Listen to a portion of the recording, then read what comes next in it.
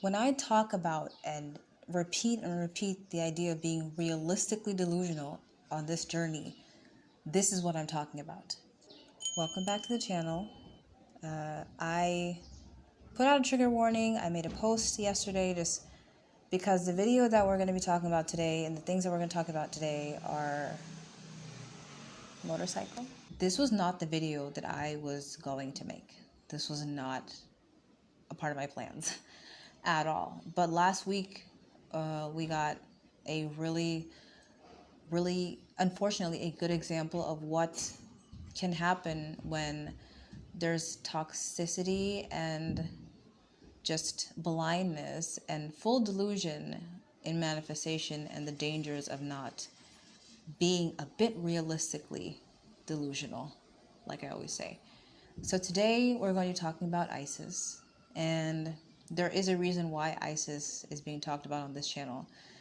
If you don't know what's happened, there is a YouTuber who, her name used to be the New Trophy Wife, and she recently changed her whole channel and named it to ISIS instead, because she made a video that talked about her husband at that time, who allegedly did some very bad, disgusting, traumatizing things to her two daughters. And it's a heavy topic. It is. And I don't want this to be taken the wrong way. There is no victim shaming, because ISIS is not the true victim in this story. It's her daughters. They are the true and the first victims in this story. There is no victim shaming at all. But this is just an example of why you need to be a bit realistic in this 3D world that we're living in. And two, why it's so important to not just take everything and anything that anyone tells you on these platforms, on my channel, on anyone's channel, when it doesn't fully pass into your life or fit into your life or doesn't fully resonate with you. These journeys are also personalized, and you have to be critical when you watch content and when you talk about spirituality and you choose to follow someone's advice when it's your life. In the end of it, you're the ones that are going to be receiving the full effects of your decisions. This is an example of why this is happening. But I'm going to show just a little bit of what she talked about in her video. We'll kind of watch it together so you guys can get an idea of what happened.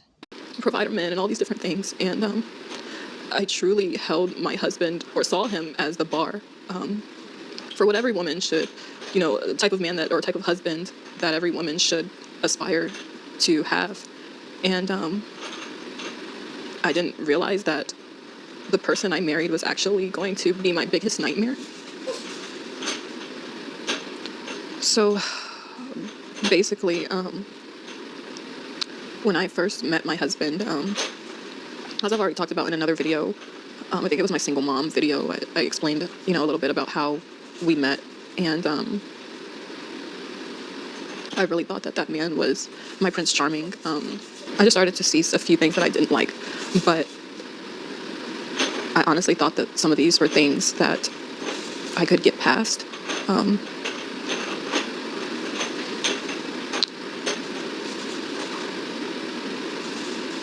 It was sad to even say I could get past some of these things. I noticed that when I changed her, she was red and very sensitive.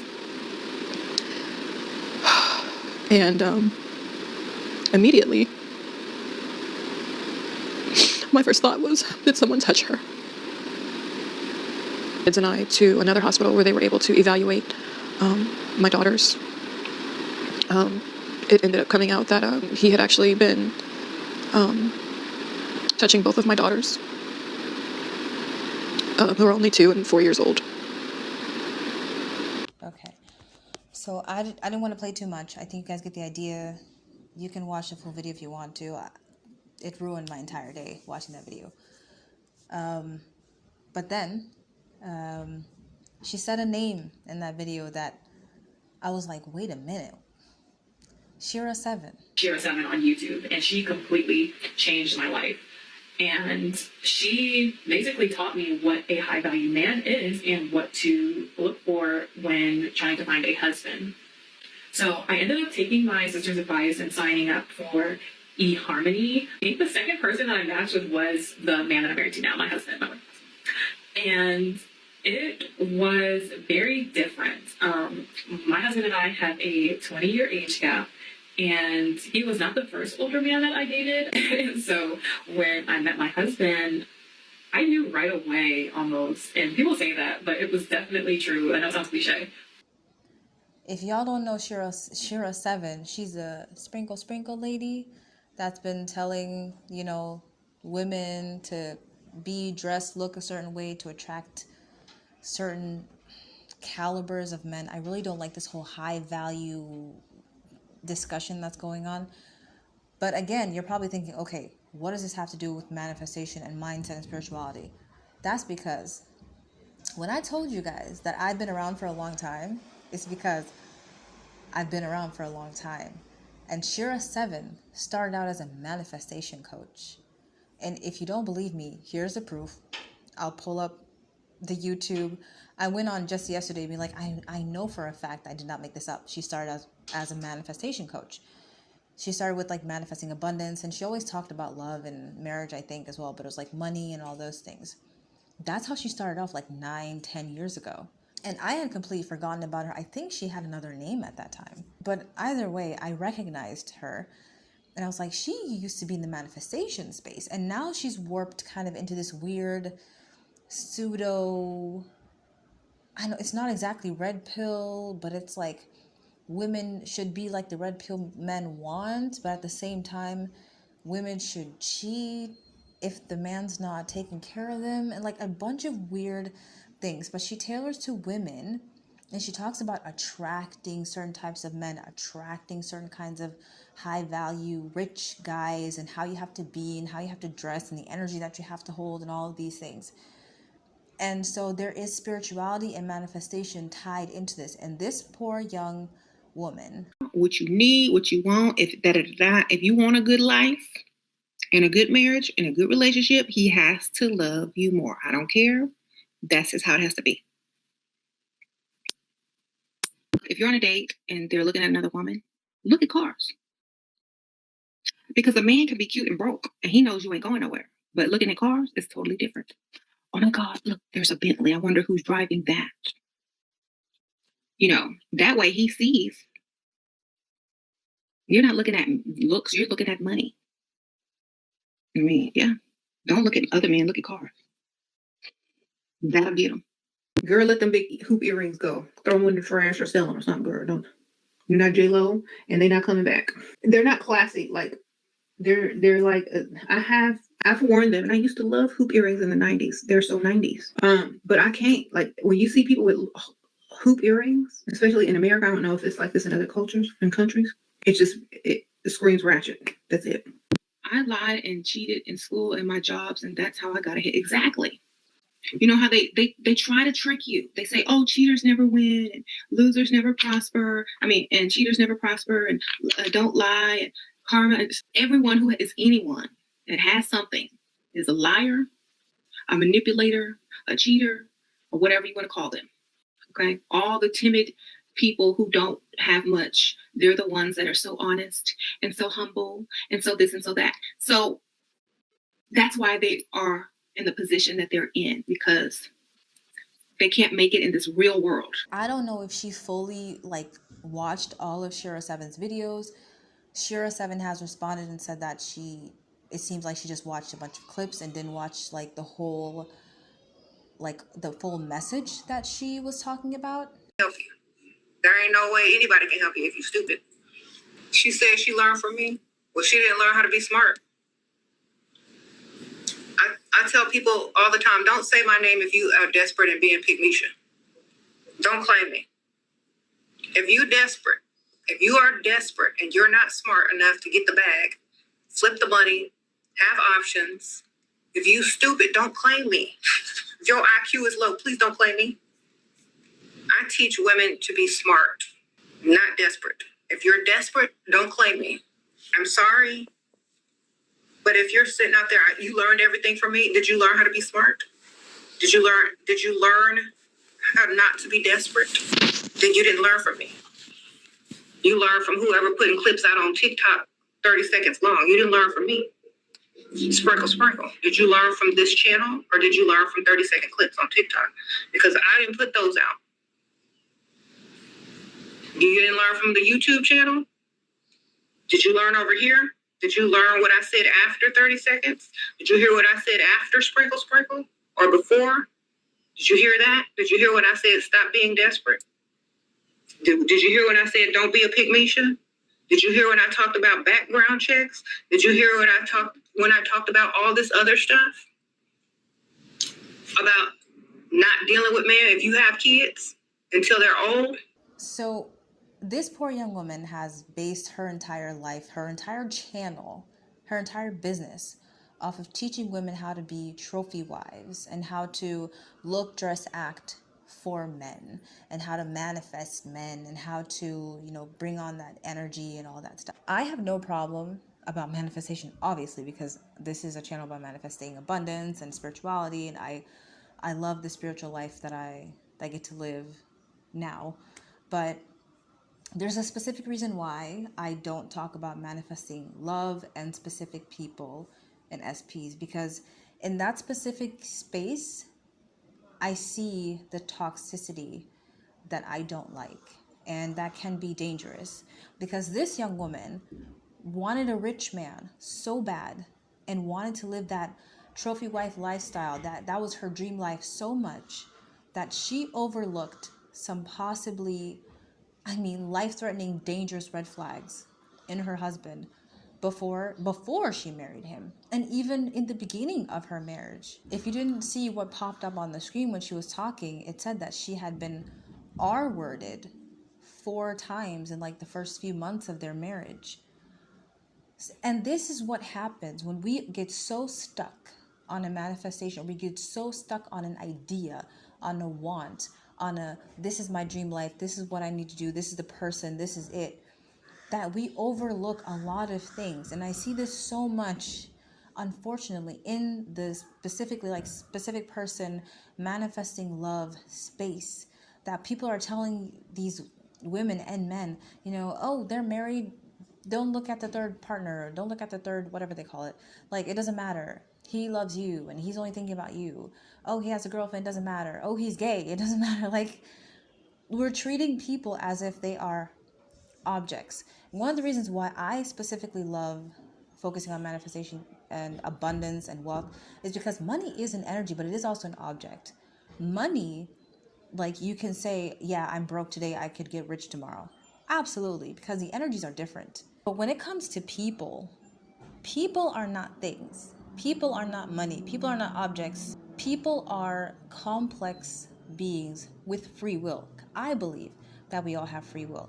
There are people in the space who will say, nobody has free will. You're the only one in your reality who has free will. Fine. I believe that everyone has the right to choose, which is why I don't believe in taking so much effort and time in putting your energy into manifesting this one idea of a person that you think is the best thing for you. Isis clearly thought that this man was the best thing for her, and she said it.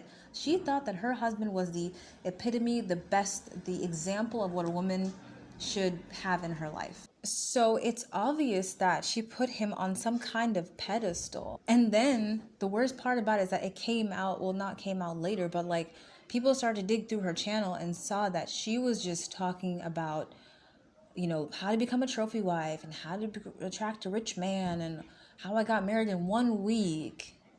How she got married in 1 week after meeting this guy and moving in with him when she already had kids. There's so much to unpack in that alone. But for the sake of this video and the topic that I'm talking about when it comes to manifestation and spirituality and the toxicity that can be found in this space, putting all your energy and all your eggs in one basket and being desperate for one person and for one thing is toxic, and you're going to end up attracting something that you don't like. That's the truth that a lot of people on this space are not going to tell you. It is not doing you any good. If you're messaging someone, writing someone, talking to them, visualizing about them, focusing on them, scripting about them, this one person is your everything. And you are like, no, I know they're my person. I know that they're the one for me. And you just refuse to let go, and you refuse to accept the idea that maybe, just maybe, I could have someone better. But no, you choose to just have a tiger grip on this one person. And in the process, you might probably overlook so many red flags that this person might have. And I know that there's so many people out here who have most likely manifested a boyfriend, a husband, and they turn out to be terrible people. But how many of those stories are we going to hear on the internet? How many people are going to come forward and say, hey, I manifested someone, an SP. I put my time and energy on this person. We dated or we got married, but they turned out to be a horrible person. No one's going to talk about it, but that actually does happen. And here is the best example.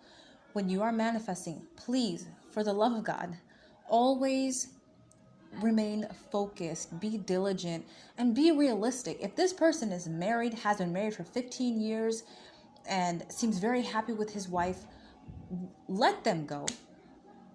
I'm going to be the one to say it. Let the man go. Okay? You can find someone 10 times better. I always say, I'm going to make a whole separate video about SPs and why I don't talk about manifesting specific people, because I feel like we're losing our minds on the internet when it comes to like crushes and SPs and life partners and soul ties and all these things. There are so many beautiful, wonderful people that you could be with, that you could meet if you just open yourself up to other people instead of just focusing on this one type of, it has to be this. I'm sure if Isis had taken her time and not been so desperate to move in with a man the day after you left the father of your children, move in with a stranger, you just knew him for a few months, I guess, move in with him and he tells you he's going to be your husband, you have to be his wife to move in with him, and you say you did background checks, but how much of a background check can you do in 1 week? How much can you know about a person when you move in with them and you've only been together for a week? Certain things are not going to show up. And I'm sorry, but if this person has done something to you in the beginning of the marriage, that should have been also something that should have triggered something inside of you. And again, I am not victim shaming. I'm not blaming her. I'm just saying that this is what happens when we become blindsided. We want a certain lifestyle so bad, and we're so focused on one thing that we completely overlook anything that may have been negative in the aspect. It sucks that it happens. And one thing that I also talk about is moving in silence, which I think she could have done in this case, because now she's getting dragged on the internet by everybody and their mama. These kind of stories, these things happen. When I say move in silence, I don't mean don't talk about it. Oh no, we gonna talk about it, but we're gonna go to the police, we're gonna go to the judge, we're going to go to the lawyers, we're going to go to people that we need to talk about and deal with that. She could have done all of this, gotten everything, got him in jail and all that stuff first, and then even maybe after came out and talked about it. But I don't even agree with her talking about it at all, because this is not her story to tell. This is her daughter's. And if something feels wrong about a mother putting that secret out there, because we all know her face now, and her kids' pictures were online up until like maybe 2 days ago. So this whole situation is so sad, but I just saw the perfect example of what I've been trying to tell people to avoid this whole time, and why I insist on being realistically delusional. Don't be stupid. Don't be desperate. Don't overlook these things. Just because if I'm trying to find a man with $1 million, I want to manifest a millionaire, I'm not going to jump in with the first millionaire and be like, oh, there's my millionaire. Sometimes God's going to test you to see, are you stupid or are you smart?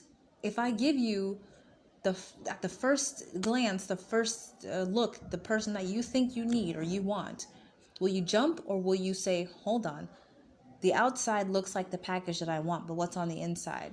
Usually when you take that step back, you'll discover things that you don't like. And then you'll be able to have enough clarity to maybe find someone even better in the long run. But anyways, I'm ending it there. I don't want to make this video longer than it already is. And I'm sorry if there's background noise again. I really wanted to let the birds chirp and the kids play outside. So stay healthy and wealthy and blessed and smart. Okay. And realistically delusional. And I'll see you guys next time. Bye.